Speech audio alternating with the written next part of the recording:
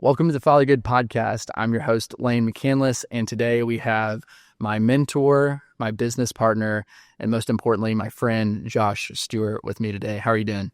Man, I feel like $1 million today. I'm Awesome. pumped to be here. Awesome. Well, Josh is a great guy for a lot of reasons. I'm holding up his new book, Rally Your Family, which we'll talk about that in a second. Founder of Rally Your Family, founder of Hook Creative, which is the building we're sitting in right now, and co-founder of Big Blanket Co., amongst many other initiatives that you've helped streamline, and excited to jump in today. But the theme that we're going to be kind of talking about is a coined phrase that you've got, which is Dad by Design. Yeah. And as we're talking about FatherGood, I just want to know, who is Josh Stewart? Like, if I get the 30-second elevator pitch of who is Josh Stewart, who are you and what are you about? I love that question. Can I say something before that, though? Yeah. Because I want to make sure I say this before we get into it. I'm proud of you. Thanks. I'm impressed by you. I was thinking about this earlier this week. There's a lot of people that I've talked to that talk about starting a podcast, but that's not Lain McCanless. Lain McCanless just does the thing. He doesn't talk about it, he does it. And so proud of you for doing this. Excited to be here. Before I share much about myself, I always I want my life to be marked by a posture of humility. And so, going on a podcast, there's a part of me that's like, I'm not qualified to do that. But I think there's also a part of me that, like, I don't think as humans, I don't think we learn unless we just go for things like you did with this podcast. Yeah. We have to make mistakes in order to learn. And so, but all that to say, I just wanted to kind of make a blanket statement of, I don't have the dad thing figured out by any means. Like, I'm learning, I'm growing daily. But if nothing else, I am trying really hard and I'm paying close attention, and I'm looking at mistakes, not as failures, but as data points. Right. And so I wanted to say that before we get into the meat of this. That's awesome. And I'll jump in real quick. Yeah, please. Whenever Josh Stewart says he's trying hard at something, it's all in. And you're going to see that throughout the rest of this podcast. You go all in. So for better or for worse. For better or for worse. So tell me, who is Josh Stewart, but also jump into your why. Like, why are you so focused on it? I love that question. Josh Stewart loves Jesus Christ, first and foremost. Josh Stewart loves Brianne Skylar Ledford, my wife. We'll celebrate 19 years this December. Let's go. And I love my kids. I got 4 kids. I got one boy, Jude. They'll be 16 in November. So we're navigating that right now. He's got his permit. We're, he's figuring that out as we go. It's going good so far. Lila Blue is 13 years old. She's our little athlete. She's at a basketball tournament, which is where I'm heading after this. Gwen Estelle is 10. And then we've got a 7.5-year gap, and then we got a 3-year-old Ruby Jane. So let's go. Man, my family is everything to me. I think whenever you ask that question, who's Josh Stewart? That's what I want to be. In that order: Josh Stewart loves Jesus. Josh Stewart loves his wife. Josh Stewart loves his kids. Outside of that, vocationally speaking, I'm an entrepreneur. Serial entrepreneur is maybe the right term. Started a lot of businesses. Some of them have been successful. Some of them are still, in growing phases, but that's something I'm passionate about. The bread and butter of what I've done for the past 20 years is 20 years, run a branding and design studio called Hook. So been doing that for a while, man. I love what I do. I was presenting to a client yesterday, and I told them, I was like, it's crazy to me that you guys pay me to do this, because I would do this for fun on the weekends. Yeah. Sometimes I got to pinch myself. Like, I'm absolutely doing what I feel like the good Lord, designed me to do. And so that's me in a nutshell, man. I'm also, just like you said, I'm a go-getter. And so I like to push myself. I run marathons. I lift weights. I just try to stay active, so I think that's me in a nutshell. That's awesome. Yeah. I had the privilege of knowing you for about 5 years, and I think the word that comes to mind, 2 words come to mind whenever I think of you. It's faithful and discipline. Like, you've been who you said you were going to be from the day I met you, and then you have discipline unlike anything I've ever seen. And so Maybe I think a fun thing that I'm even curious about, I do know you, but I'm just curious, has this always been the version of you, or was it the moment that you found out that Jude was entering into the world, like, okay, I've got to step up to the plate? Like, yes, you were always a designer, but the systems and what you've built and the motivation and the discipline, was that who you were, or did family kind of spiral you into that? Yeah, good question. I would say family absolutely spiraled me into that. You know, when I think about Josh Stewart, you know, in his teens and 20s, like I would say probably more intentional than most. But I would say two things. I remember, you know, when me and Bree, so my wife was the first girl I ever had a crush on in the third grade. So we go way back, but we, you know, we were boyfriend and girlfriend, our junior year of high school. And then, we broke up, and it didn't start like a serious relationship until freshman year of college. And there was a moment where I was always attracted to Bree. Like, she had something, you know, not just physically, but she just is such an amazing human being. And I remember this moment where we had been dating for probably 3 or 4 months, and like a very specific moment. We were playing pool in a buddy's basement, and I just remember looking at her and thinking, like, not only am I attracted to her, she makes me want to be the best version of myself. And so, like, I say that to say, you know, to answer your question, that was a very specific moment where I just remember thinking, like, I want to be the best version of myself, not just for Josh, but for Bree. And so that was one moment I think that marked me that I'll never forget. The other moment was, I mean, you nailed it, when Jude was born. November 19th, 2009 at 9:19 a.m. in suite number 9 at Mercy Hospital. This is always one of the lucky number.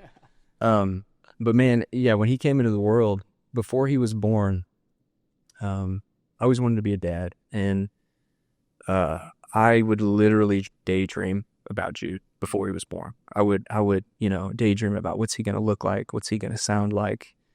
And I remember when he came into the world, I can replay that day with crystal clarity. And I don't have the best memory, right? But that day marked me. And I remember when he came into the world, I remember looking at him, and, you know, it's chaos. There's a lot going on. Doctors and nurses, and, you know, they grab him, and they're cleaning him off and suctioning his nose and all the things. I remember seeing him. The first time I saw him, I thought, oh shoot, he's had a cone head. And I was worried at first. So that was my initial thought. But disclaimer to all the first time dads. Yeah, it's okay. Yes, it's okay. Yeah, that's part of it. The nurse was like, "Oh no, that's fine. That's just that is the way it is." And so that was my initial reaction, was I was worried. But then I remember they cleaned him up, set him on my wife's chest, and I just remember walking up and looking at him and like touching his head, and I held my hand out, and his little hand gripped my index finger, and we locked eyes, and like I just remember. I'll never forget that moment. Yeah. It marked me in ways I can't, put words to. And shortly after that, I don't know, 35, 40 minutes later, they take him out of the room, and I just had to follow it. Like I followed them, they take him into the nursery, and they're doing vitals and whatever, all the things that they do. And I remember watching him through glass. I'm just standing there, and I'm just watching him. And I'm not really a crier, but I broke down. Yeah. I just broke, like, ugly cry for probably 2 minutes. I mean, it felt like forever. Yeah. But and I remember saying this prayer of like, just it was the posture of the prayer was just humility and gratitude, and just like, thank you, Jesus, that I get to be this little boy's dad. And those are two moments very specifically that altered my trajectory for sure. Yeah. Both rooted in the fact that you wanted to be the best version of yourself because of someone else, because of Bree, then Jude, and then all your kids. Because just kind of spiraled into who you are, especially with, being the best. I know you carry a lot of the weight for, your employees. You even want to show up for your employees or anybody that's there. And so I think real quick thing there, like I think, leadership 101 to me is I'll never ask somebody to do something I'm not willing to do myself. Plain and simple. Yeah. Right. Yeah. Yeah. Almost anytime I text you, you're doing the important stuff, but you're also like, I'm going to jump in on this shoot, or I'm going to jump in here with this person. And it's fun to see that play out. So, obviously holding a book here, this is no small feat whatsoever. A lot of blood, sweat, and tears, I would imagine, early mornings and late nights went into this. For those of you listening, Rally Your Family is the business that Josh and I co-founded. And to give you a little bit of the background there, Josh and I, when we met each other, we just joked like, we'll do something together one day. Yep. We didn't know what it was going to be. And then over cups of coffee, and I'll not share too much of the story he's going to share, but he had done something for his family that I was like, I have to do that for mine. I think I offered to be the first customer for a business that didn't exist at the time and now does. But Rally Your Family, phenomenal read, genuinely got to kind of like walk this one out with you, and everything in here just makes me emotional as I was listening to the audio version that was recorded that we listened to back, and then now seeing it in person is surreal. But tell me about the concept for Rally Your Family, what that's meant to your family, and specifically why you felt like God put it on your heart that you had to see this to fruition. Yeah, definitely, man. So going all the way back to 2020, which doesn't seem like that long ago when you say it out loud, but that was 5 years ago. Yeah. 2020, that's when the idea hit me. And it was rooted in a simple concept. I'm a business guy, multiple businesses. Any business that I've ever started is super intentional, right? Mm-hmm. We've got, visual and verbal identity, a manifesto, core values, a business plan. I've always taken business very seriously, and I've seen the fruits of that as well. And so I remember thinking about that, and I remember, just having this epiphany of, if somebody was to ask me back in 2020 what the most important thing in my life was, I would have said my faith in my family. But you could shoot holes in that, because if you looked at my calendar, if you looked at the way that I was spending my time, if you looked at the intentionality, that I was putting into business versus family, you can make a pretty strong argument that I cared more about business. And so that was like a moment, a shift in my mind where it's like, yeah, I don't like the way that sounds, the way that looks. And just wanted to figure out, what can I do with that? And so, the kind of that idea was planted in my brain in 2020. Fast forward a couple of years, 2022, was a wild year for the Stewart family. We had our fourth and final child, Ruby Jane, and that came out of left field. I mentioned this earlier, but 3 kids, and then a 7.5 year gap, and then Ruby. Yeah. And I think when people hear that, they think Ruby was a whoops baby, and that doesn't offend me at all, but she wasn't. It was planned. And so, year and a half, 2 years before she was born, me and my wife walk a lot. We were on one of our walks, and out of nowhere, my wife was like, what if we had one more kid? And my gut reaction was, what is wrong with you? Like, what? What are you, I was almost mad. And so, she just, threw that out, and, I shot it down real quick. But in the following week or 2 weeks, I kept resurfacing this idea. Mm-hmm. And in my head, I kept telling myself, I kept thinking we can't start over. We can't have another kid. Our kids are, I think they were 13, 10, and 8 at the time. I was like, we're almost through this, and I was almost saying that as like a positive thing of I'm almost done. Yeah. And I flipped the script on that pretty quick and was like, no, knucklehead, this is arguably some of the single greatest impact, the greatest work you can do in this life. And so I wrestled with that, frontwards and backwards, and I didn't see this coming, but within a week I was like, I actually want another kid. I want to do this again. Yeah. And so, Ruby Jane, was born a couple years after that. That's awesome. Let's put a footnote in. I know, please, we need to get back to the Rally Your Family in a second, but you shared a quote with me whenever you're talking about Ruby. Yeah. And I think it's a quote that's beware of the soul-sucking voice of reason. Yeah. Yeah. And you just went on this list of this tangent of we will be people who are unreasonable. We will do the unreasonable thing. And that might go into your family brand a little bit, but just maybe chat for just a second about having her at that 7-year age gap was unreasonable. Yeah. What else do you guys do that's unreasonable? Hopefully lots of things, and even more in this next season of life. I think, I love that quote, beware the soul-sucking voice of reason. I think that being reasonable, to me, it's just fear dressed up in a business suit. Yeah. The most fruitful things that I have experienced in this life were completely and totally unreasonable. Having a fourth child, 7.5 years after your third child, I turned 40 last week, man. Yeah. I'm getting old, right? And that's not, by the book. Most people aren't doing that. But when I reflect on that specific decision, like, dude, I can't imagine life without Ruby Jang. I just, I would have missed out on one of life's greatest blessings if we wouldn't have had that little girl. Yeah. And so I think that applies to so much. I think this building that we're standing in, Hook, the first company that I started, wasn't a whole lot of reason there, man. I took some big swings, did things, not just start the business, hire people, bought buildings. I've done some very unreasonable things, and the success rate of them panning out and working out for me is pretty close to 100%. Wow. And so, anyways, I just I don't know. I think that goes against the grain with what with most people's approach.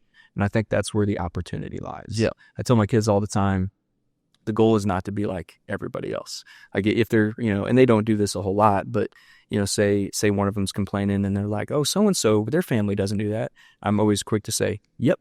And guess what? We're not trying to be like everybody else. That has never been the goal. And so taking an unreasonable approach to life, I think is something you got to do every once in a while. Yeah, that's good. That's so fun. Even that teaching moment of just if someone else is not, this isn't general advice, but if people are going this way, it's okay to go the other way. It's okay to push back. It's okay to. And I think as long as it's rooted in purpose. Yep. Right. It's not just we're not, it's not a call to be reckless. Yeah. Right. But just because everybody else is doing the thing, that does not mean it's the right thing to do. You can make a strong argument that most of the time it means it's not the right thing to do. Right. Yeah. If you can articulate with clarity and conviction, this is who I am, this is what I'm about, this is why I'm doing it. Okay, I'll hear you out, even if it's unreasonable. Yeah. So yeah, very cool. All right, got us off on a tangent, but So back to Rally. What is it? The moment that you're like, I have to do this. Yeah. So I talked about Ruby. She was born in 2022. That very same year, my mother-in-law, Laura Ledford, she lost a long battle to cancer, and Laura was the best, man. She was the best. Yeah. The most hospitable person. Has anybody cried on this podcast yet? Yeah. I'm sure there'll be plenty of them. Man, we miss Laura. She was just awesome. Most hospitable person I've ever been around. She welcomed me, with open arms. Anyways, to put a bow on that, Ruby was born in January, and then we lost Laura in October. And so that was just a wild season, welcoming new life in, and then saying goodbye to somebody that we just loved dearly and miss to this day.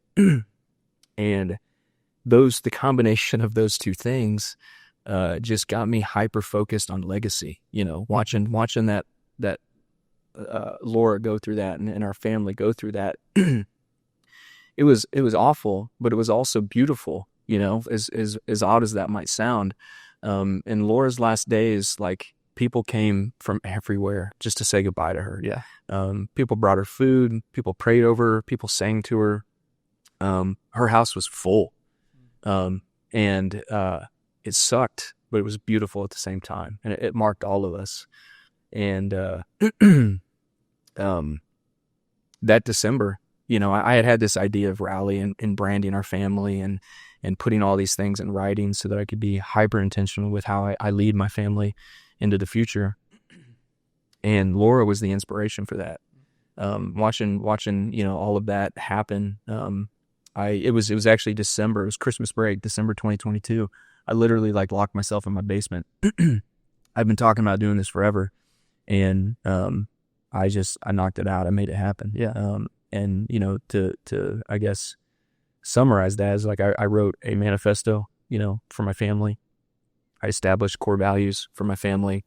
I wrote a daily affirmation for myself and all of my kids, and created a crest, which is just a visual, symbolic representation of all of those things, kind of a friction point that we bump into. Yeah. And it just reminds us, of who we are, in an effort to just keep those things front and center. So, yeah. That's awesome. Yeah. Yeah. And it's one of those where whenever you see it, you can't miss it, and people ask about it. Like, I know that's how genuinely I even got curious about what you were doing is I saw the crest of the S and you posting about it occasionally, or like, this is who we are. And I was just like, why is he using that language about his family? Because you're right. You hear that in business all day long. People know exactly their mission, their vision, everything, but you just very rarely bump into someone who's not living that cookie cutter life of like, we get the safe job, we lock in the safe job, then we live for 18 years raising our kids, and then we retire, and then we just like, everyone else is doing that. And all of a sudden it's just like staring at a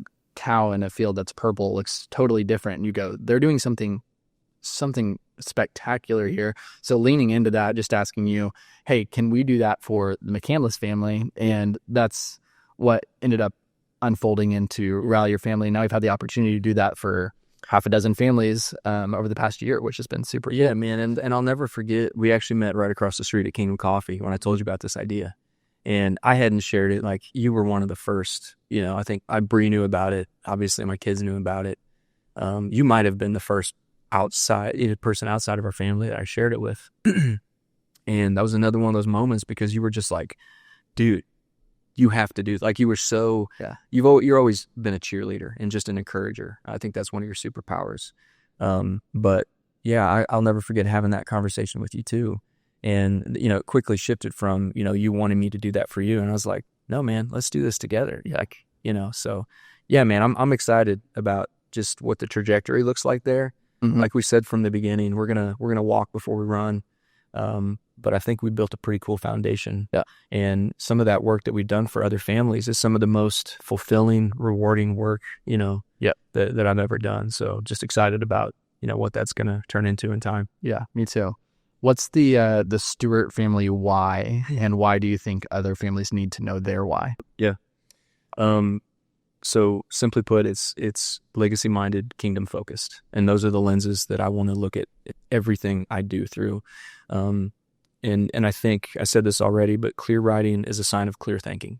And so I think a lot of parents have good intentions, but good intentions without a plan of action, without discipline, like kind of worthless, if I'm being completely honest.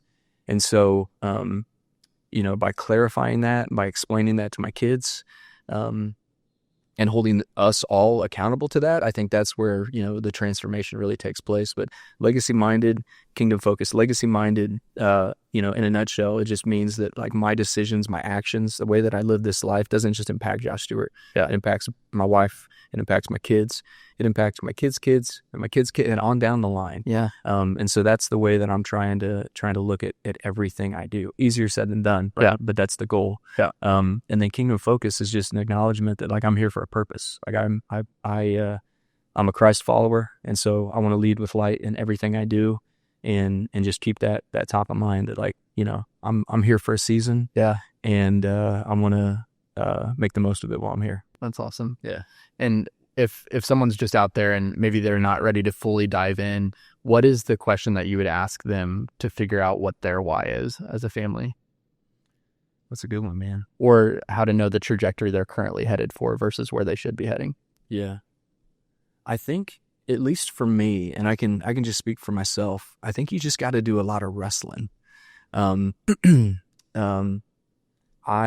like, as I firmed up, and I talk about this in the book, that tagline, that mantra, whatever you want to call it, legacy minded, kingdom focused, I didn't come up with that overnight. That was a lot of wrestling, a lot of reading, a lot of seeking, a lot of praying, a lot of conversations, and it shifted and morphed over time.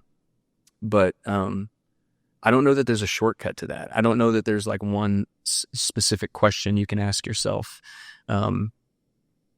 But, I think just, we talked about this earlier too, just getting started, make some mistakes, come up with what you think it should be, lean into that for a season. And if that evolves and shifts over time, if you get new information that, changes that, that's totally acceptable too. That's good. But I would say just get started. Yeah. Yeah. What are some guardrails for the Stewart family to make sure that you talk in the book about drifting from a life by default or a life by design. What are some guardrails that you guys have put in place? I love the idea of friction points. I think that's James Clear is where I originally got that from. But the idea is to either add friction points. So if there's something that you want to do consistently, you need to bump into it regularly, right? That's why we have the family crest. And so, simply put, like if there's something that you want to add to your life, you need to bump into it so that you're reminded of it, on a daily basis. The inverse of that would be, removing friction points as well. And so for me and my family, we've got a gym in our basement, and we didn't build it overnight, but we slowly added to it, started with a treadmill, then we got a functional trainer, we got dumbbells, we actually built a sauna, cold plunge. It's we've taken it to the next level at this point. But what I love about that is we've removed the friction of taking care of ourselves and going to the gym. I don't have any excuse. I don't even have to put my shoes on. Yeah. All I have to do is walk downstairs and I can work out. I can take care of my body. And so I think being, the designer or the architect of your environment is such an important thing. Yeah. And something that we've applied for sure. That's awesome. Yeah, that leads perfectly. I was about to ask you about your obsession with health and longevity, and also going back to the question I asked earlier is that who Josh Stewart has always been, or is this a recent thing as you've been thinking about legacy? Naturally, the question that comes up with legacy is, how do I make sure I make the most of my time here? So is that kind of what kickstarted your obsession for longevity and health, and what does that look like for the Stew Crew? Yeah, so I would say I've always been active for sure. Like I was an athlete growing up. Basketball was my my love. I played AAU ball. I played all through high school. I played a year of college ball, and so like I always was just active. Like to move, like to run, like to play sports. I think early on it was probably not rooted in the best things. Like I just loved to compete. I wanted to have abs, stuff like that. And then it's like as you get older, you start to realize, I think the word stewardship comes to mind. It's like I want to take care of what God has given me, and my body is part of that. Yeah. And so I already said this, but I turned 40 last week. So I'm not 20, I'm not 30 anymore. And it's just a realization that I have to take care of this vessel, not just it's not the way that I look anymore. It's more like mental clarity. It's more, wanting to be able to play with my kids, wanting to be able to shoot hoops in the driveway. I've got this, it maybe sounds silly, but one of my goals, this is a big goal, and whether or not I can do it, time will tell, but I want to be able to wrestle with my great grandkids. That's a goal that great grandkids, right? And that's a goal that I've set. Not just see them, not just live to see them. I want to be able to get on the floor and wrestle with them. That's cool. And so that's just one of the little markers that drives me, that motivates me. And we talked about that already, but the purpose behind something I think is so important, right? And so if I'm in the gym and I'm working out because I want abs, like that's a completely different mindset than wanting to get on the floor and wrestle with my grandkids when I'm in my 80s. Yeah. Right. And so that's what motivates me now. That's cool. Peter, who will be on the podcast at some point. Peter's the best. Yeah, Peter's awesome. Josh and I attend a group called Kinsman, and the last Kinsman table event, they were talking about men's health. So spiritual, physical, and all of the things that go into that. But one of the things that like stuck with me, and I actually thought of you, I meant to tell you about this. It's just like one of the speakers said, if you want your kids to basically take a liking to something, then model it for them. Like he talked about, for him growing up, physical, like moving his body and stuff was just like, that's what we do. Yeah. Like mom and dad are doing that. So I just naturally do that. And I think a lot of parents, and like, I look at that and I'm like, oh, I want Shep to accomplish this, and this, and I want Banner to accomplish this. And it's like, am I living in a way that sets me up for that? Yeah. And so anyway, I just think that Jude maybe chat a little bit about that. I love that. I'm like, that is absolutely my philosophy. I think I call it lead from the front. I think more is caught than taught. I think I can use my words to say whatever I want to say, but if my actions don't back that up, like these kids are smart, man. Yeah, they're watching everything. They're little sponges. To brag on my oldest a little bit, he's 15 years old. He'll be 16 at the end of this year. Whenever he was 13, that was when the first time he started. I work out regularly every single day. I'm in the gym. I'm doing my thing. And there was actually a season when he was a little bit younger where I tried to push him towards that. Mm-hmm. And it didn't go very well. He's very strong-willed, just like me. Yeah. But when he turned 13, he started just asking me questions. You know, Dad, why do you run? Why do you lift weights? Why do you get in the sauna? Like all these things. And so we just had like a lot of good conversations. And with all of those things, I was able to point him to my why. You know, it's like, I want to be the best version of myself in every capacity. Yeah. And working out doesn't just make me stronger. It clears my mind. Like it's so good for so many reasons. And so he just kind of slowly started dipping his toe in the water, started, you know, running with me. He actually got in the cold plunge. He thought that was pretty cool. Yeah. Started lifting. And so it was just kind of a slow burn.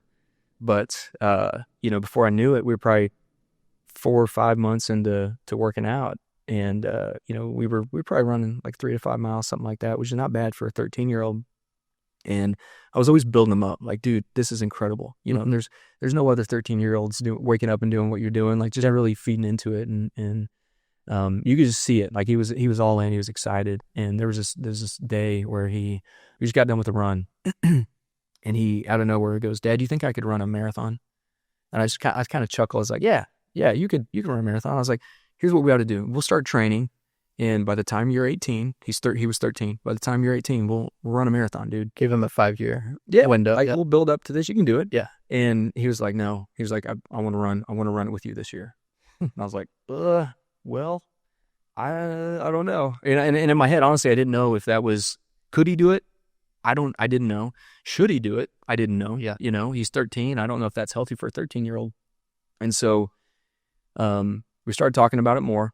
I've got a couple of really good buddies. One of my best buddies, Rick Seagrave, is an orthopedic surgeon. Another good buddy, Stephen Lohr, owns Lohr Health Center. And so I just kind of got in both of their ears like, hey, Jude says he wants to run a marathon. Is that acceptable for a 13-year-old? And so just, you know, did our homework, did our research. And we decided to actually run a half marathon together. So made our own little path, ran it through our neighborhood, got 13.1 miles under our belt, and he crushed it. Like pretty good time for 13. Yeah. Pretty good time in general. Yeah. First got his half marathon out of the way.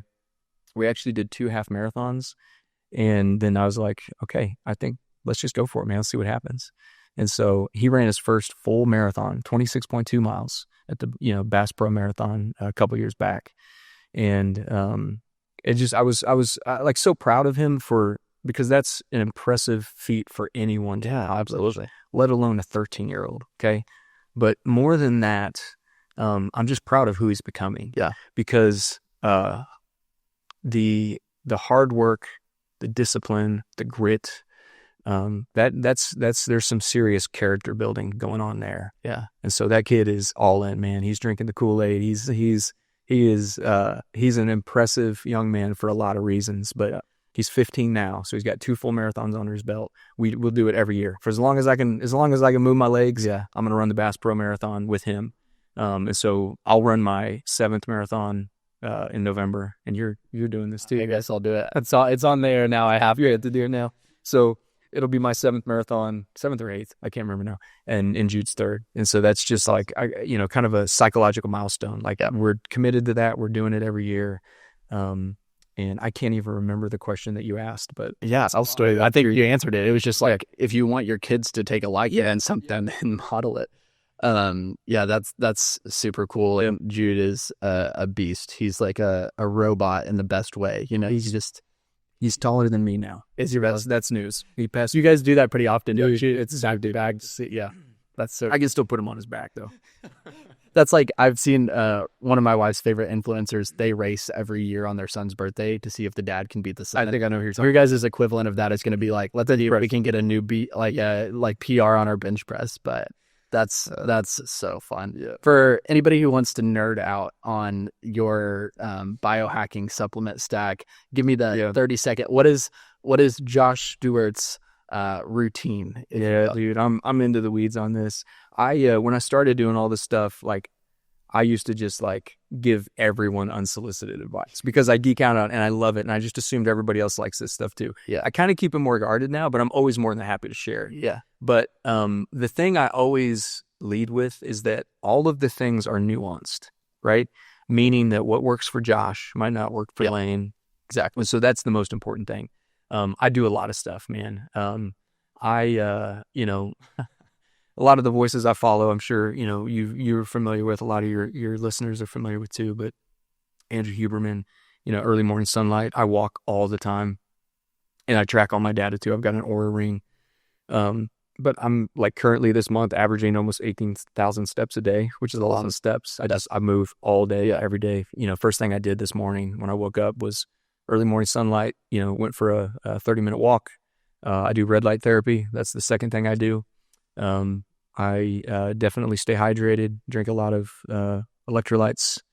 I sauna 5 times a week, 5 to 7 times a week. Lift weights 5 days a week. I run like currently, starting that marathon training. So right now, not getting a ton of miles in, but still getting somewhere between 10 to 15 miles a week. It's awesome. I'm trying to think what else. I cold plunge. I call it the minimum viable protocol there, as I get at least 11 minutes at 37, 38 degrees in a cold plunge every week. And that's good for recovery. It's good for mental clarity too. You use food at this point? Or is it still like I would say the friction is less. Yeah. Right. But I don't think it ever goes away. Getting into 37 degree water. Yeah. Like that never becomes pleasurable. Yeah. I will say though, there's a couple of, I guess, modalities there. I think that's the right word. It is good for recovery for sure, but also dopamine. Yeah. Like when you get out of that thing, you feel like you can run through a brick wall. At least I do. Yeah. Okay. And so, it's not enjoyable getting in, but like I do it because the benefits I get when I get out. Right. Yeah. I heard one comedian say the reason he does it is because nothing that happens in your day after that is worse than what you started. And I agree. Couldn't agree more. Yeah. Like, I'll give you an example.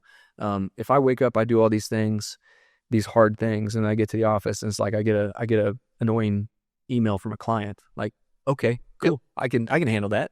Like, I think there's a lot of, I believe in that kind of that mindset for sure. So, but yeah, all of those things, my diet is clean. I'm eating, I get 200 grams of protein every single day. Like that's a hard, fast rule. I'm more low carb now.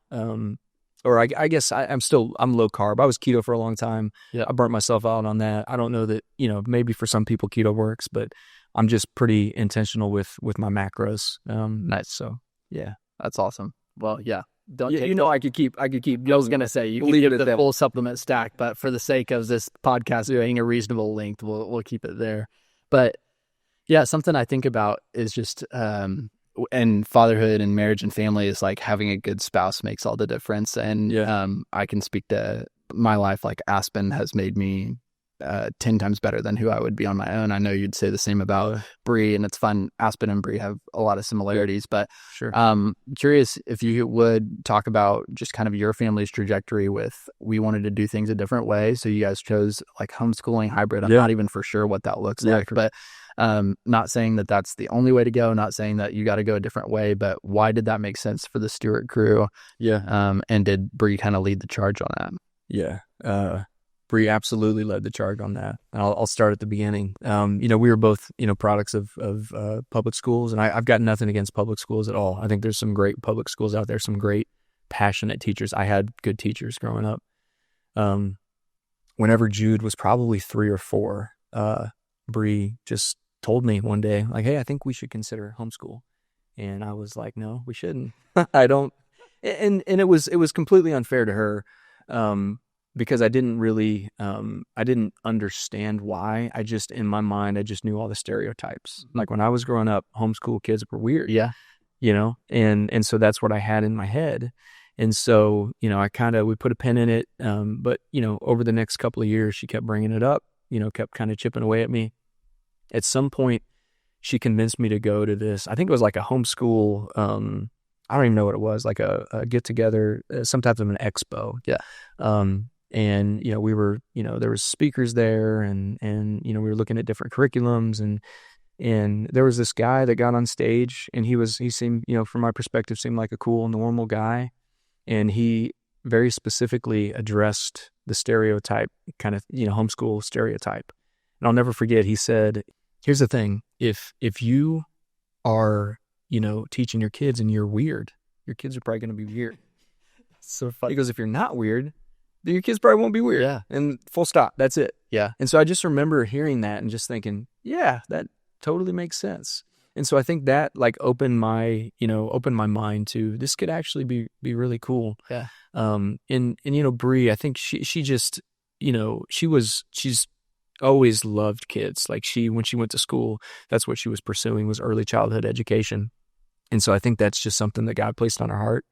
And, we just decided to go for it. Yeah. And, it's been a beautiful thing for us. Like, again, not for everybody, but for our family, she's able to stay at home with the kids. That is her kind of calling in life. She puts a lot of time, energy, and resources into doing it right. Yep. And selfishly, as a homeschool family and as business owners, I feel like we just look at the world through a different lens. Yep. We can, as long as we got, computers and internet, I can work from anywhere. My kids can do school from anywhere. And so whether that's Disney World or Hawaii or whatever, I feel like we got the world on a string. And so, that hands-on education is definitely a part of our approach. Yeah. We were in Hawaii last year and, visiting the, national park and, doing some things, going to museums. So I think that, for a lot of reasons and from different perspectives, it can be awesome. Yeah. If that's the path that you choose to take. That's awesome. Yeah. I obviously the name of the podcast is FatherGood, but I say often behind every good father is a good mother. And so into that. Yeah. we wouldn't be where we are today without them, but, maybe share just about what encouragement would you, how many years have you guys been married? Be 19. Okay, 19. So first of all, December. Congrats. No, man, that's awesome. Yeah. What advice would you share to maybe act like you're talking to me for a moment, because I'm a young dad in the trenches. I have 2 boys that are under 3 years old, right? And we're in that season right now where Aspen and I are like ships passing in the night, right? So she's with one kid, I'm with the other, and you go from this, it's just the 2 of us, and then you have that first kid and you're doing everything together. And then this has been the first time in our life since Aspen and I have been together that it's like, wow, we are seeing each other the least, and we're probably getting each other's leftovers because we're catching up at 10 o'clock after the kids have gone to bed, but between wake up windows, So what advice would you give to the young dad in the trenches right now, looking back as a 19-year-old or 19 years married with Bree? Yeah. I think you got to keep the main thing. And so looking at it in seasons, that's part of life. You got young kids, it's going to shift and it's going to morph, but you still have to make time for each other. Mm-hmm. And so date nights, I think that's got to be a staple, whether that's, ideally that's weekly, but if it needs to be monthly for a season, just don't let it slip too long. Yeah. Right. Something that me and Bree also try to do is just take a trip together. We actually just got back. We went down to Florida. We're kids at heart, so we went to Disney World, just the 2 of us. You guys go to Disney more than anybody. We do, and I'm unapologetic about it. Man, I love it. I think it's great. But for this trip, it was just us. Yeah. And we always have this moment like clockwork. We miss the kids. Like if we go somewhere without the kids, we absolutely, it's like 24 hours in, we miss our kids. But we also have this moment where it's like, you are my best friend. I not only do I love you and am I doing life with you, but I love spending time with you. You are fun to be around. Like we are actually best friends when that noise subsides for a second. And so I think that would be my advice, that you just, life is tricky. Life is complex. Like there's noise everywhere, but you still, with some consistency, you have to make time for each other. Yeah. And it doesn't have to be extravagant. It's something me and Bree do really, consistently, which I think has been super fruitful for our marriage, is we just walk together. Like anybody can, we walk through our neighborhood. And that's typically, in this season right now, that's typically how we start our day. And sometimes we talk a lot, sometimes we don't talk at all, but we spend time together. We almost always pray together. I mean, that's just kind of one of the just kind of rhythms that we've discovered. But at the end of the day, I mean, just to maintain any relationship, you just have to spend time together. Plain and simple. So if that's a walk, if that's coffee, if it's date night, if it's a trip, all of the above are important. But you gotta make time for each other. Yeah. And honestly, I think too, to challenge anybody that would say, we don't have time. Like I would say, yeah, you do. Yeah. You just got to reprioritize, recalibrate a little bit. Yeah. So look at the screen time on your phone. I guarantee you have a few minutes to your spouse. Yeah. Quit watching Netflix. Yeah. Like there is always, there's always time. I think you just got to kind of design things a little bit differently. It's funny to me when people, this is a tangent, but here we go. But I like tangents. It's funny to me whenever people start to make excuses about time, because we're all limited to the same 24 hours, and you see people that are doing it exponentially better than you, but rather than taking responsibility that they could be doing it better, it's easier to make the excuse and complain about a bad marriage or a bad relationship or a bad friendship. And I don't know, I'll just never get past that. It's like the last thing on the list is to take accountability. Nobody actually wants to step up. So excuses are everywhere. Yeah. Everybody's got them. But I think so much of it just comes down to, what you seek, you will find, right? If you want to look for excuses, you can find excuses all day, every day. If you want to look for the good stuff, it's out there too. Yeah. Right. You just gotta look at life through the right lens. Yeah. That's good. We're obviously sitting in your office at Hook right now, and I see this sign behind me that says, "We don't work with knuckleheads." And Josh, if there's one thing about Josh, he has all these phrases and micro phrases and things that just kind of like stick. Curious, what kind of brought that phrase to fruition, and then also, can that flow over into parenting? If so, how? Yeah, that's a good question. I might have to think about that. So maybe to start there, like the idea of frameworks. I only got so much space up here, right? Yeah. And so I love frameworks. I love quotes. I think it's just the way that my brain works. Is I like to take concepts and distill them down into the simplest form. Like that's part of what I do, as a brand designer. Yeah. And so I do that a lot, and I think it helps me. We don't work with knuckleheads. It's intended to be a little bit tongue in cheek, but it's also dead serious. Yeah. We are in a super privileged position as an agency. I've been building Hook for, I hired my first employee about 10 years ago, but it became an LLC closer to 15 years ago.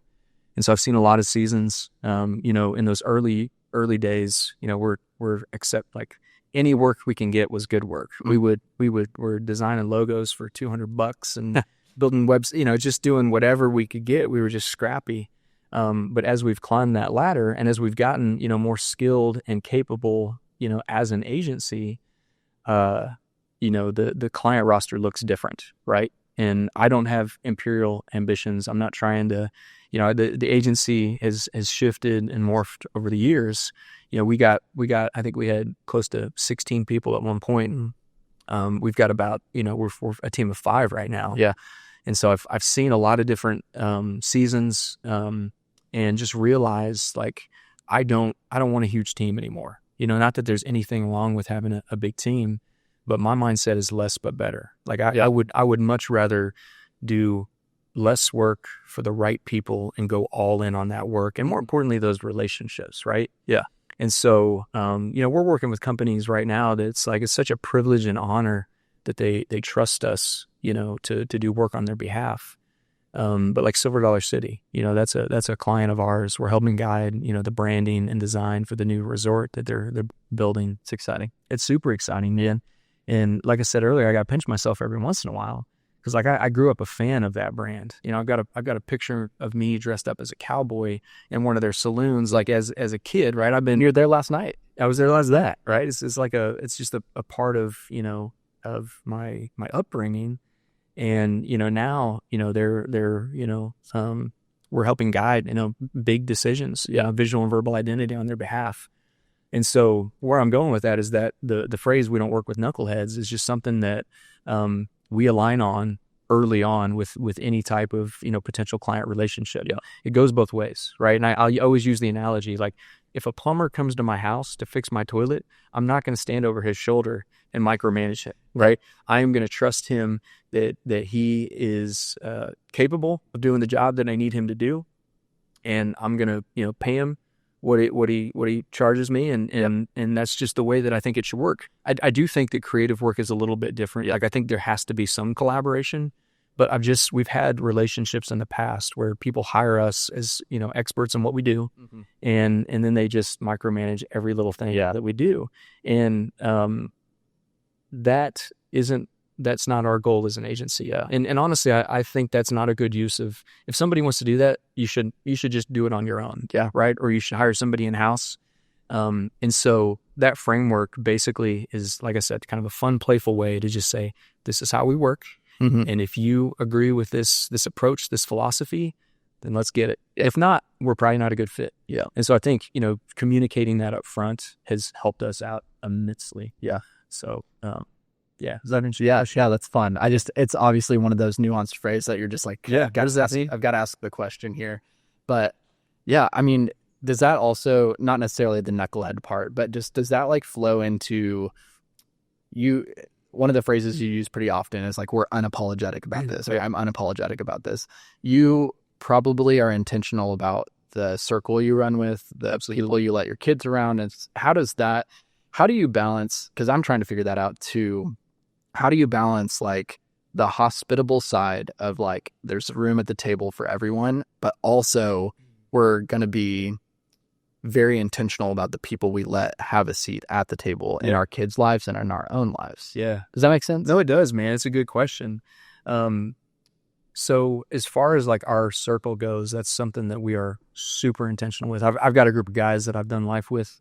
A couple of these guys like went to elementary school with. So fun. And those relationships are everything to me. Yeah. We meet regularly.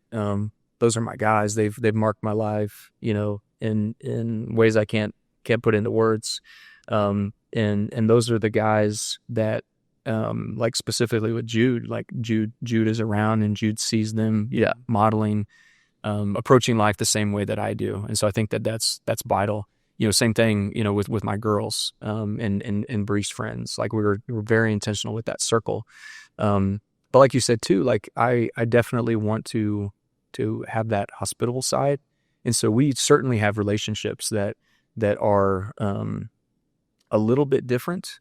And what I mean by that is like maybe the philosophy, maybe the outlook on life, maybe those kids at their house, they're doing things that we wouldn't allow in our house. And so I think the move there, at least for us, is like we want you to have relationships with them, but it's got to be on our terms. It's got to be at our house. And looking at that as an opportunity to love on them, to witness to them. Mm-hmm. And I mean, I don't know that we're walking that out perfectly, but we definitely have both sides of that. Yeah. And trying to be intentional with both. Yeah, that's good. You guys unknowingly are kind of like my case study for that, because we're also trying to figure out. We have our life group, which is like started as 4 couples. Now it's grown into like, I think it's 12 couples over 25 kids. So like it's crazy and beautiful all at the same time. We love that. We also try to be really intentional about who that is, because we know that we're going to be spending a lot of time with these people, and who you spend your time with is somewhat who you become, if you kind of play that scenario out. And so I actually looked at it through a lens of scripture and realized like Jesus, even in his ministry, whenever he told people to like come and follow him and know him, there was people that like stayed in the crowd, and then his teachings influenced them, and then they stayed in their town and went about their way. Yeah. But then there was 12 people who intentionally he let them do life with him. Yeah, that's good. And then multiple times he says, Peter, James, and John, come with me. So he had like, you could tell circle. Yeah, he kind of had like an inner circle, and then he had a general. And then I just think like Jesus was intentional about relationships, and it's become sort of like taboo or nuanced to even talk about that, because you feel like you're not being hospitable or not being, and I'm like, actually, I think it's the most intentional thing you can do if you do it right, and you can still love people in that process. So yeah, I love that, man, and couldn't agree more. And like as you broke that down, I mean, it just kind of I think that is certainly pretty similar to just the circles that we have. Like I absolutely have that inner circle. Yeah. And I have that outer circle. And then we also have those relationships that I don't even know what to call them, but people that we love, but people that we're probably just trying to feed into, to lead from the front, and to lovingly, show them, maybe a different path than the one that they're currently on right now. That's awesome. I appreciate that. Yeah, that was a genuine question that I had. So, talking about the Knucklehead sign and then Rally Your Family, you've actually written 2 books because I have your other books. So 2 books, one vision, one is more for the entrepreneur, one is more for the family aspect of things. But maybe what do you want the takeaway for each reader? And is there a way for them to get these if they want them? So that one right there, Rally Your Family, it's available at rallyyourfamily.com. I'm actually, I got a surprising amount of pre-orders, and those are shipping out either this weekend or early next week. I've got a stack of books, and I got a stack of mailers and addresses, and so that's what the Stewart kids are going to be doing soon. Awesome. I know I'm the co-founder, but that was a genuine question because we've been so busy lately. I don't even know if that's somewhere that people... Man, yeah. But yes, you can purchase it. And here he is. Okay. Yes, finally. Awesome. But yeah, the heart behind that one is just trying to compel other people to be hyper intentional with the way that they lead their family. That's plain and simple. Magic and Logic, that's going to come out. I've been working on that book too since 2022 as well. And so that one's going to officially come out later this year. So we're kind of I've got it. It's done. It's at my house. Gotcha. But we're kind of coming up with a kind of a runway to launch that thing and be intentional with it. So I've got a first edition model is what I'm hearing. Yeah, absolutely. It's marked up. I hope that's okay. It's a fun read for I guess any entrepreneur. It's in business. Yeah, and I would say I've just got a soft spot in my heart for both of those audiences, the young dad, the young mom, who is has all of the good intentions in the world, but just maybe needs a little guidance as far as how to guide things, lead, and then the entrepreneur as well. Just because I've lived that life, being an entrepreneur is not for the faint of heart, and so I like I mentioned earlier, like I always want to have a posture of humility. I don't have all the answers, but I'm 40 and I've started several businesses and I've seen some success. And so the way that I've looked at it is like, I've learned from mistakes. And so if I could put these in writing, then maybe I can save, that fellow entrepreneur some of those mistakes. Yeah. And just to go off script for a second, like whenever I asked you to be my mentor, you gave me like, I think your first words were to me, I don't know if I have anything to offer, but I'm not exaggerating. I left that first 2 or 3 meetings with you, implemented some of the things that you just thought was like, I don't know if they'll stick. And like those, I'm not kidding, drastically changed the trajectory of my life. And so just the way you taught me to think about like valuing my time, valuing my family, what emphasis I put where, and some of just like the things that were natural or second nature to you were mind blowing for me because I did not grow up with that type of mentality. And so just your openness and willingness, I think we rode together one of the mornings, like to a coffee shop, and our conversation just on the way there, you said 2 or 3 things and I'm like, holy cow. And so I just want to like, you're your own worst enemy. And I know that about you. Like you don't think you have stuff to offer sometimes. And I just want to let you know, like the stuff in this book and Magic and Logic and just getting to know you, sit across the table from you multiple times over a cup of coffee, I would not be half the man I am today without you. So I appreciate you saying that. It means a lot to me. I think we are most powerfully positioned to impact the person that we once were, right? And I try to keep that top of mind because that's what I saw in you. That's what I see in you, man. And you're a 10 out of 10. Like I could go on and on about how incredible you are as a human being. But I think when we first, met each other, that's what I saw is like, am I 14 years older than you, 13 years old or something like that? And so again, not that I have it all figured out, but the things that you were walking through in real time, I had done that before. Mm-hmm. And so that was where that came from, was like, I've been there, literally been there. And so that's the thing that I really have tried to keep top of mind in creating, writing both of these books, creating content. Is like, this isn't the Josh Stewart show. Like, that's not what I want it to be. I want to try to impact the world and people for good. And if people can, if I've blazed that trail before and I can give some insights to save them some hardships, I'm all for that. That's awesome. Well, keep doing that. I love whenever you do decide to venture into the social media realm. I love reading what you put out there and getting a glimpse at some of the stuff that I've had the opportunity to. I say something there. Yeah, quick. Yeah. So writing for me, like honestly, writing is one of my favorite things to do. I never in a million years, thought, like when I was in my 20s, like I didn't like to write. I didn't read a whole lot.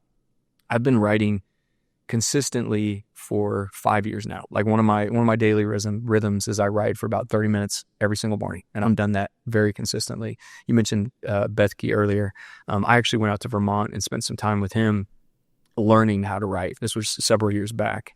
But I've that's kind of like a muscle that I've just kind of, I've got the reps in, and the reason I do that, I share a tiny little fraction of what I write, but I write because it helps me think clearly, and then I share because it keeps me accountable. Oh yeah. And I crave that accountability, whether that's, the Rally Your Family or Magic and Logic. Specifically Rally Your Family, like if I'm writing a book about leading your family from the front and being a good dad and all of those things, by golly, right. I better be doing that, Yeah. And so that's kind of a tertiary component of writing that I love and I crave, is that accountability component. Is it like journal form, or is it sometimes initiative based, or of the above? And so a lot of times, I'll have prompts. I've got, how my Notion works. Like I use Notion as kind of my operating system. So I've got a file within Notion. It's called Brain Dump. And so literally that's it. And so if I watch something or I read something or I've got an idea, then I throw it in there really quick. And in that Brain Dump file, I'm probably in the thousands writing this. So I can hop in there and I can resurface things that like I put a pin in and just wanted to write about or do some research into. And so sometimes I write and it manifests itself into a Facebook post. Sometimes it turns into a chapter in a book. Sometimes it's journal entry. Sometimes it's a letter, to my family. Yeah. But it's one of those things like working out. Like it didn't necessarily come naturally, like getting into the cold plunge, right? Mm-hmm. I never want to get in, but when I get out, I feel great. Yeah. Same thing with writing. Like it's not like I do enjoy writing to some degree, but I make myself do it and I know that I'm better for it. Yeah. Yeah, that's so good. I've heard authors talk about it's the important thing is doing it every day and hitting a certain amount of words, even if you're like, and they say some days the juices are flowing and they can go 7 pages and not blink an eye. And then there's some days where it's like, I got 5 words down, but it's like the important part is just committing and showing up and doing it. So yeah, that's cool. All right, let's do some quick hitters to kind of wrap things up here, if that's all right. So I'm here for it. What are you most passionate about in this season? Family. Being a dad. And right now I think you know this, we bought some land on the south side of Nixon, about 60 acres, and we're turning that into, and it's going to be a big project, and we don't necessarily have a firm timeline, but I am so legacy minded, kingdom focused. Like that's the path, and I want to build things that last well beyond me. So family is what I'm most passionate about. That's so fun. Yeah. Your wife threw that surprise party for you and Josh had been talking about getting me out to the land, but seeing it like in person, it was crazy just to be like, how many memories are going to be made at that creek bed, and just like, I don't know, super excited for you guys and pumped for you to step into that season. So, all right. Has God led you in distinct seasons? Are you able to know when you're in a season versus when you're exiting one? Yeah. The answer is yes. I'm trying to think of specific examples. I would say this. I would say stillness is the key. Yeah. I think God is always leading me. I think sometimes his voice is loud and sometimes it's quiet, but I think the volume depends on me. Yeah.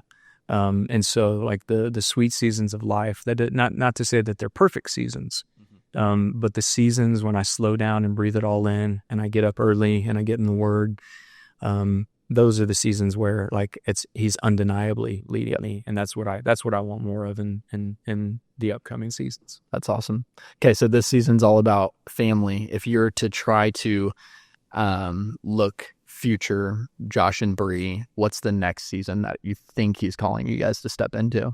Have you guys had dialogue about that? Yeah, man. I don't know for sure, but what I do know is these next 40 years, like I want to be more unreasonable. Mm-hmm. I can't help but think, some of the things that make me uncomfortable, I need more of that. And so, writing a book, like I didn't really see that coming. But I'm seeing the fruit of that, and I enjoy doing that. And I think most importantly, I think it's going to impact people for good. And so, I don't know exactly what the next season looks like, but it's rooted in purpose. And I'm both willing and excited to get uncomfortable. And so, I think I'm actually working on book number 3 already. I did not know that. Yeah. There's some little news, and again, no timetable. Yep. It's got a loose outline, and it's happening. But so much of what I'm doing right now is not through the lens of I want to make money or I want to build things. It's like I want to be legacy minded and kingdom focused. Yep. Keep coming back to that. That's true north. And so I want to build things that make an impact in this world. Awesome. This is totally off script. You don't have to answer whatsoever, but I think we can share. We've added your dad to the rally team pretty recently. Yeah. Just wanted to end with like hearing you talk about your dad and mom. You've shared about them multiple times to me, but talk about their impact for where you are now as a dad. I'm gonna try not to get emotional. I know. Sorry to end on a heavy note. I love it, dude. I'm here for it. Man, my parents are the best. What I love about my parents, what makes me so proud of my parents, is they both came from brokenness. My dad's dad died when he was 5 or 6. So he grew up, single mother. He was the youngest of 3 boys, and he was a knucklehead for sure. But he met my mom, in college on a blind date. And, much like my experience, he fell in love with her, and that altered his trajectory. I had this moment at my grandma's funeral 3 or 4 years ago where we were in St. Louis. I was in this room with a bunch of people that I didn't really know, but a lot of them knew me when I was little. And I had this guy pull me aside, and he said something that I'll never forget. Sorry. He said, we just chit-chatting and talking, and he goes, your dad was such a cool guy. He's just talking about my dad. He's like, he was always, the most talented, and he was always working out, and like he was just like the guy that everybody wanted to be like.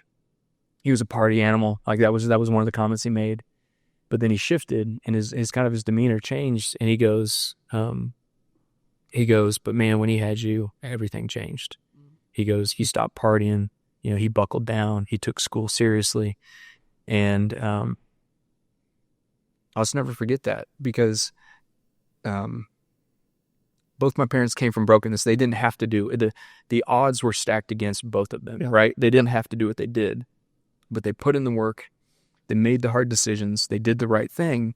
And I had a beautiful childhood because of that, right? Same thing on my mom's side. My mom, walked through a lot of hard things unfairly as a little girl, divorce. And, I won't get into the nitty gritty, but she had a tough upbringing. Yeah.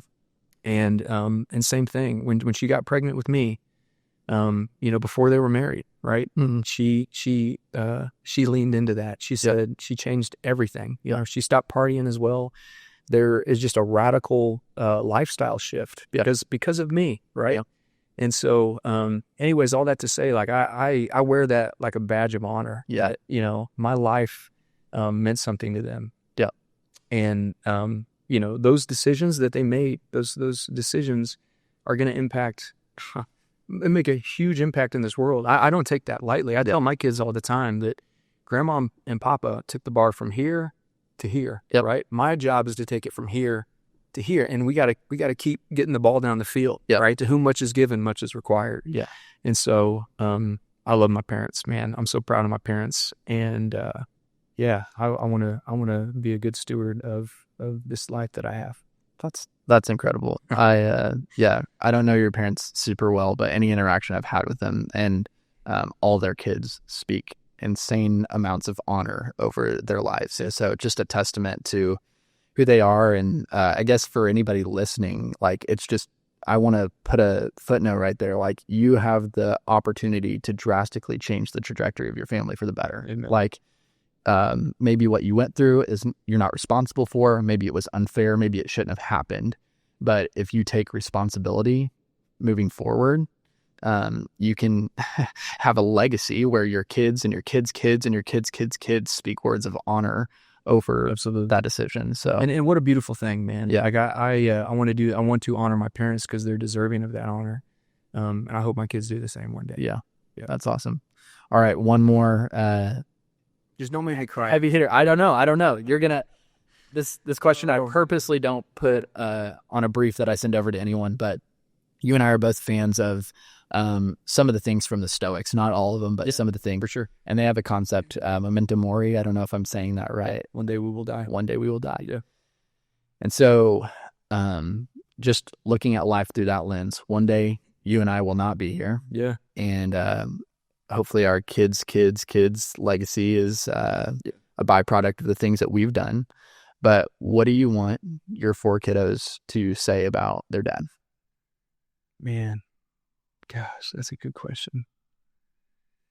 I want them to say that their dad loved Jesus. I want them to say that their dad led from the front, never asked us to do something that he was unwilling to do. And I want them to say that I love them well. And I think, honestly, I mean, I could keep going, but, I think that's the long and the short of it, is I want them to feel that love.